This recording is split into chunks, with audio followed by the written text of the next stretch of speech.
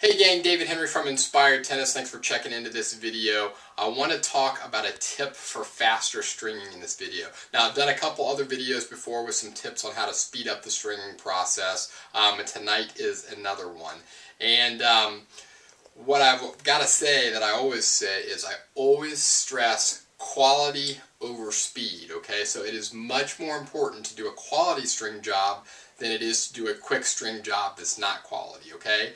But where the best of both worlds happens is when you can do a high quality string job and you can do it quickly, okay? So that's the goal that every stringer I think wants to strive for, is you always want to produce a quality string job, and then if you can crank it out, a quality string job more quickly, then that's even better, okay? Because when you're stringing for profit, if you're stringing for clients and charging them and you're in it for a little bit of a business, then time is money, and the more rackets you can crank out in a certain time period, the better, okay? So again, this is just another tip to help you speed up a little bit.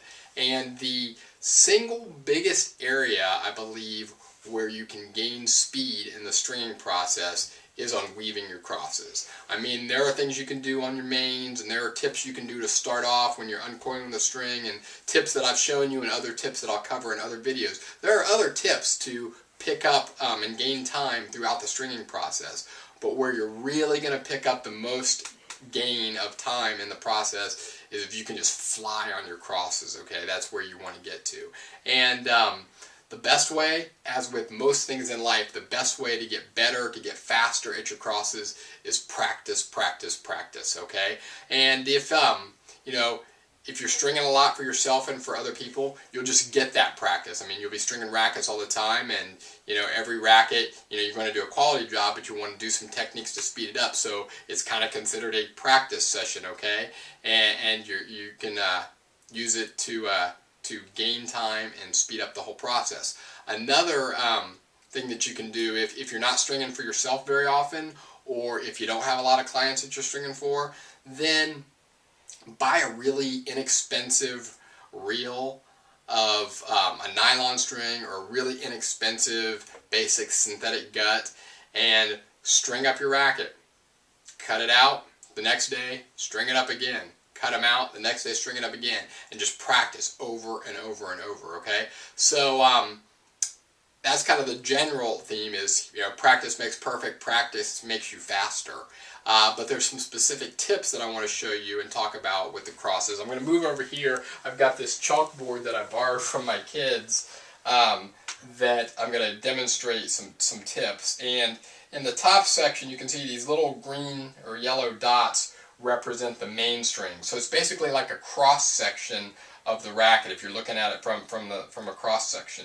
And when you're starting out stringing, usually, and I did this myself when I started out, you tend to, when you're weaving your crosses, now I'm a pusher, okay? So I'm pushing my crosses across the string bed away from me.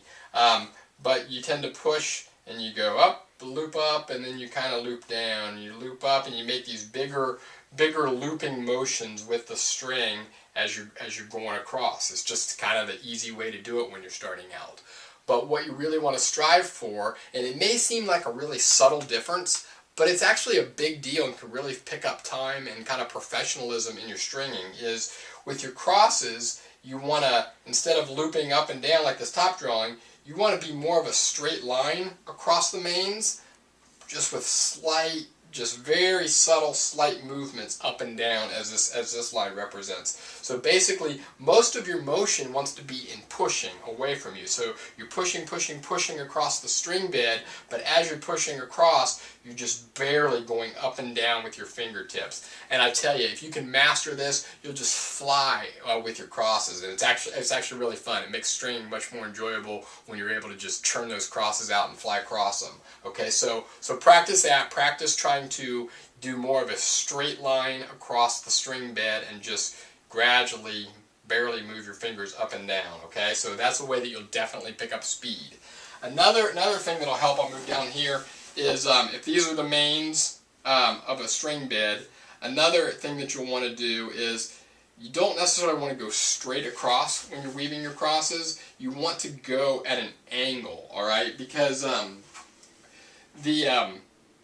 there's a little bit more space. So if you look from here to here, right there, there's a little less space there than there is from here to here, okay? And again, a small difference, but it actually makes a big deal when you're stringing, okay? So you'll want to give yourself the most room, the most space that you can between your mains when you're stringing. So, like I said, instead of going straight across the string bed, go at an angle, and it makes it a little bit easier for yourself as you're stringing those crosses. Now, when you get to the bottom of the string bed, when you're stringing your crosses, and notice that I said the bottom because I always string my crosses top to bottom. I know some manufacturers say that it's okay to string your crosses from bottom up, but I kind of view that as taboo in stringing, and it's just something that I never do and I don't recommend.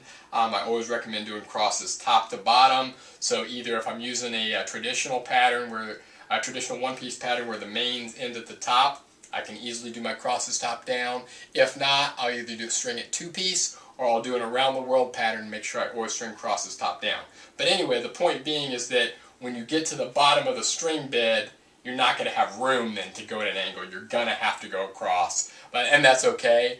But you know, while you're doing the first few crosses all the way down to probably a little bit past the middle of the string bed, you still have some space at the bottom where you can hit that angle and do that. So anyway, those are a couple tips and tricks that you can try to improve the speed as you're weaving your crosses, and that is all I have for this evening, gang. Thanks for checking in.